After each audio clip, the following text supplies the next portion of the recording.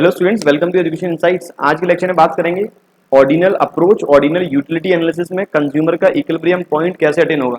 मैंने आप लोगों को इंडिफरेंस कर्व, बजट लाइन, इनके बारे में बताया। बताने का रीजन मेनली था इक्विलिब्रियम पॉइंट आइडेंटिफाई करना। जैसे कार्डिनल मैंने इक्विलिब्रियम पॉइंट आइडेंटिफाई किया, ऐसे ही मुझे ऑर्डिनल के अकॉर्डिंग भी इक्विलिब्रियम पॉइंट आइडेंटिफाई करना है। इक्विलिब्रियम पॉइंट मतलब एक ऐसा पॉइंट जहां पर कंज्यूमर पूर्ण रूप से संतुष्ट है, फुल्ली सेटिस्फाइड है। तो जब ये फॉलोइंग दोनों कंडीशन हो जाएंगी फुलफिल, वहां माना जाएगा कंज्यूमर का इक्विलिब्रियम पॉइंट अटेन हो चुका है। पहली कंडीशन है when slope of IC is equals to the slope of budget line. IC के स्लोप को बोलते हैं MRS X Y, marginal rate of substitution X और वाई, गुड एक्स और गुड वाई का। जबकि बजट लाइन का जो स्लोप है वो हम प्राइस रेशियो के अकॉर्डिंग भी निकाल सकते हैं। जो प्रोडक्ट महंगा होगा वो पीएक्स माना जाएगा, उसकी प्राइस मानी जाएगी पीएक्स, और जो प्रोडक्ट सस्ता होगा उसकी प्राइस मानी जाएगी पी वाई। तो price of good X divided by price Y, price of good Y is equals to the MRS X Y. तो जहां पर ये वाली कंडीशन सेटिस्फाई होगी, प्लस जहां पर इंडिफरेंस कर्व बजट लाइन के टेंजेंट होना चाहिए। इंडिफरेंस कर्व बजट लाइन को केवल टच करते हुए जाना चाहिए, इंटरसेक्ट नहीं करना चाहिए, और वहां पर स्लोप दोनों की इक्वल होनी चाहिए। अगर ये दोनों कंडीशन फुलफिल हो रही हैं, माना जाएगा कंज्यूमर इक्विलिब्रियम पॉइंट अटेन हो चुका है, अदरवाइज अटेन नहीं माना जाएगा। अगर मैं ग्राफ की बात करूं,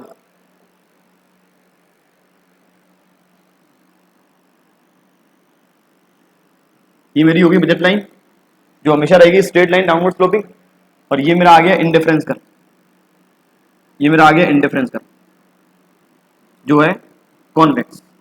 ये मेरी आ गई बजट लाइन।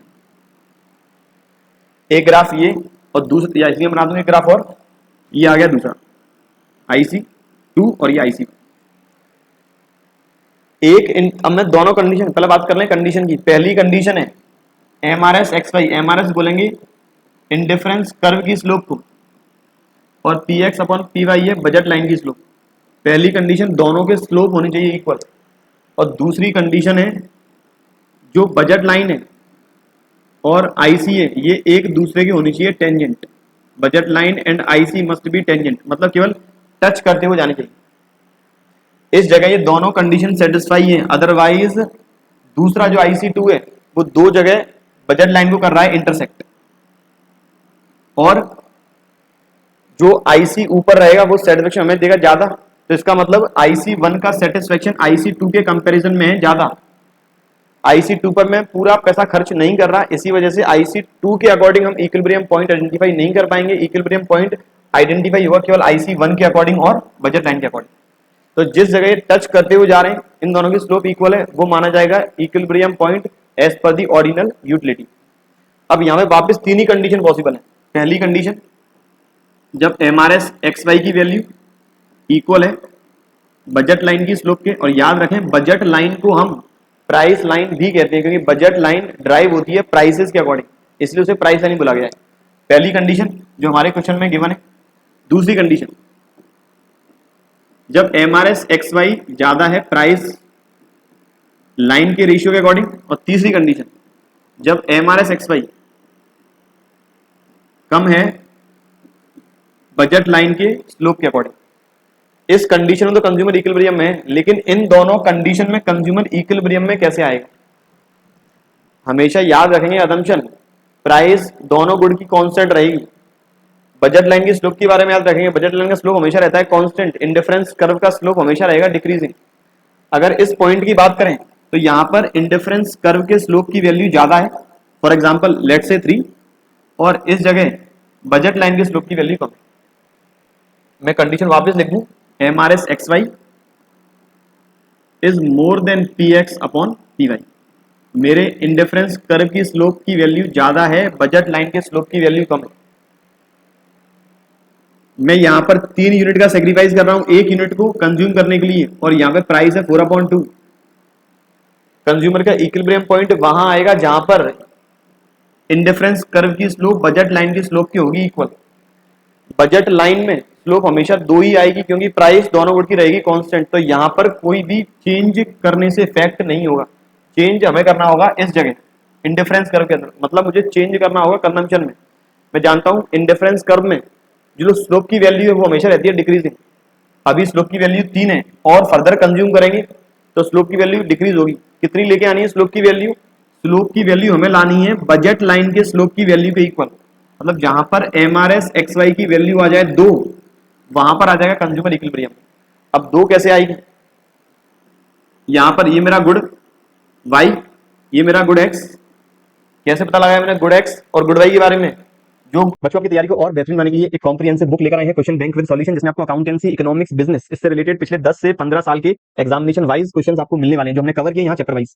और इकोनॉमिक्स और बिजनेस की तैयारी अच्छी करने के लिए हमने अलग से चैप्टर वाइज क्वेश्चंस भी कवर किए हैं, जिसमें आपको वेरी शॉर्ट, लॉन्ग और मल्टीपल चॉइस क्वेश्चन के फॉर्म में बहुत सारे क्वेश्चंस मिलने वाले हैं। प्लस इस बुक के अंदर हमने 6 मॉडल टेस्ट पेपर भी कवर किए हैं आपकी तैयारी को और अच्छा करने के लिए। इस बुक को परचेज करने का लिंक नीचे दिया हुआ है, आप अमेजॉन या फिर हमारे एप्लीकेशन से डायरेक्ट से परचेज कर सकते हैं, या फिर इसे आप हमारे हेल्पलाइन नंबर 7877201323 से भी परचेज कर सकते हैं। Thank you. गुड महंगा होगा उसकी प्राइस ऊपर आएगी बजट लाइन के अकॉर्डिंग, वो मेरा गुड एक्स है। जो गुड सस्ता होगा उसकी प्राइस नीचे आएगी, और जो गुड सस्ता होगा वो मैं पहले कंज्यूम करूंगा और फिर उसकी यूनिट को मैं सेक्रीफाइस करता रहूंगा। तो वाई गुड मैंने पहले कंज्यूम किया, अब उसका सेक्रीफाइस मैंने कर दिया स्टार्ट। तो वाई गुड का सेक्रीफाइस किया 3 यूनिट से, तब मैंने एक एडिशनल यूनिट कंज्यूम की गुड एक्स की। मुझे इस स्लोप की वैल्यू 2 लेके आनी है। 2 लाने के लिए मुझे क्या करना होगा? मुझे गुड एक्स का और कंजम्पशन इंक्रीज करना होगा। मुझे गुड एक्स का और कंजम्पशन इंक्रीज करना होगा।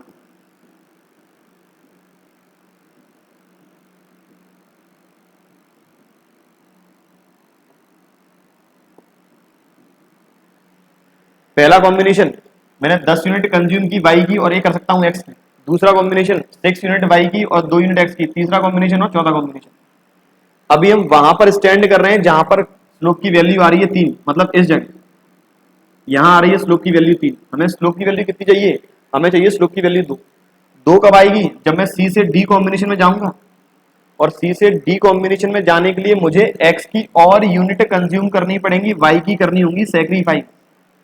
So for attainment of consumer equilibrium point, we have to sacrifice more unit of good Y and we have to consume more unit of good X so that consumer equilibrium point will be attained.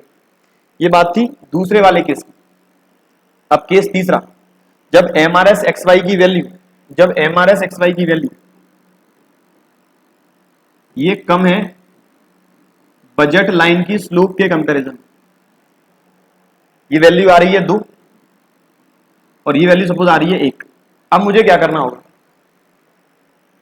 मुझे equilibrium point लाना है तो दोनों side 2 और 2 लाना होगा। अगर मैं फर्दर y का कंजम्पशन और रिड्यूस करूं, x का कंजम्पशन और इंक्रीज करूं, तो इस स्लोप की वैल्यू 1 से और रिड्यूस होगी आगे जाके। अगर मैं y का कंजम्पशन और डिक्रीज कर दूं, x का कंजम्पशन और इंक्रीज कर दूं, तो यहां पर मुझे सेक्रीफाइस करना पड़ रहा था 2 यूनिट का, अब मुझे सेक्रीफाइस करना पड़ेगा 1 यूनिट का, फिर उससे भी कम यूनिट का। तो हर बार सेक्रीफाइस कम होता हुआ जाएगा।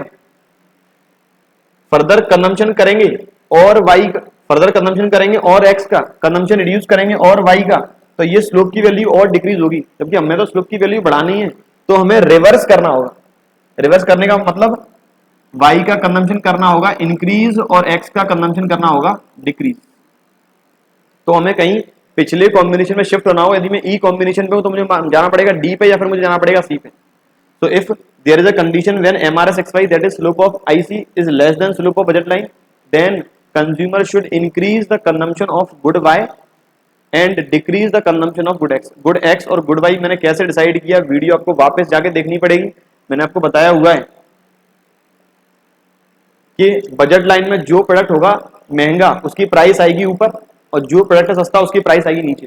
तो जो प्रोडक्ट होगा सस्ता वो आप पहले कंज्यूम करोगे, जो प्रोडक्ट होगा महंगा वो बाद में कंज्यूम करोगे। तो इंडिफरेंस कर्व में सबसे पहले कंज्यूम होता है सस्ता वाला, फिर होगा कंज्यूम महंगा वाला। फिर ये प्रोसीजर यहां से इनकम शिफ्ट होगी दूसरे प्रोडक्ट में, तो इसका कंजम्पशन डिक्रीज होता हुआ जाएगा।